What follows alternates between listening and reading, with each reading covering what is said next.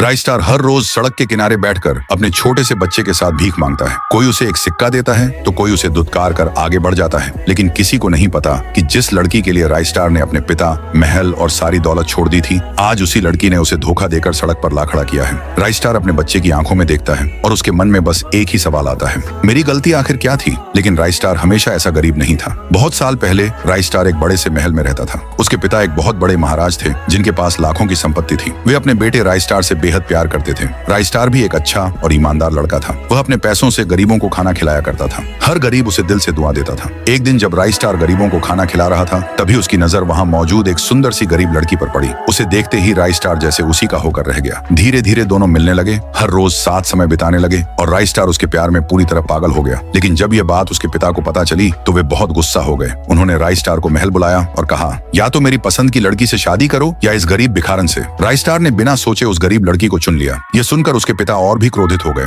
उन्होंने राइस्टार को धक्का मारकर घर से निकाल दिया और कहा, अगर मैं मर भी जाऊं तो वापस मत आना। उस दिन राइस्टार का दिल टूट गया। वह रोते हुए महल छोड़कर बहुत दूर एक गांव चला गया। अब वह एक छोटी सी झोपड़ी में रहने लगा। वह और उसकी पत्नी खेतों में मेहनत करने लगे। थोड़ी सी कमाई थी लेकिन दोनों खुश थे। धीरे धीरे उनकी जिंदगी में एक नन्हा सा मेहमान आया, चीकू। राइस्टार और उसकी पत्नी चीकू से बहुत प्यार करते थे। परिवार बढ़ा, जिम्मेदारियां बढ़ी, लेकिन राइस्टार ने कभी हार नहीं मानी। एक दिन काम खत्म करने के बाद राइस्टार अपने मालिक से पैसे मांगने गया, लेकिन वहाँ जो उसने देखा उस पर यकीन करना मुश्किल था। लेकिन उसे देखने से पहले आप लोग फ्री फायर और पबजी में से किसे पसंद करते हो? फ्री फायर को पसंद करने वाले सभी लोग वीडियो को लाइक करके चैनल को भी सब्सक्राइब कर लो और कमेंट में फ्री फायर के लिए लाल दिल जरूर से भेज देना। देखते हैं कितने लोग फ्री फायर को सच में पसंद करते हैं। कमरे में उसकी पत्नी उसके मालिक के साथ थी। राइस्टार ने कांपती आवाज में पूछा, तुम यहाँ क्या कर रही हो? तो उसकी पत्नी ने बेरुखी से कहा, अब मैं तुमसे प्यार नहीं करती, मैं अब इससे प्यार करती हूँ। तुम अब सिर्फ एक गरीब हो। उस पल राइस्टार पूरी तरह टूट गया। जिस औरत के लिए उसने अपने पिता को छोड़ा था, आज उसी ने उसे धोखा दे दिया। वह चुपचाप घर लौट आया। घर बैठकर सोचता रहा,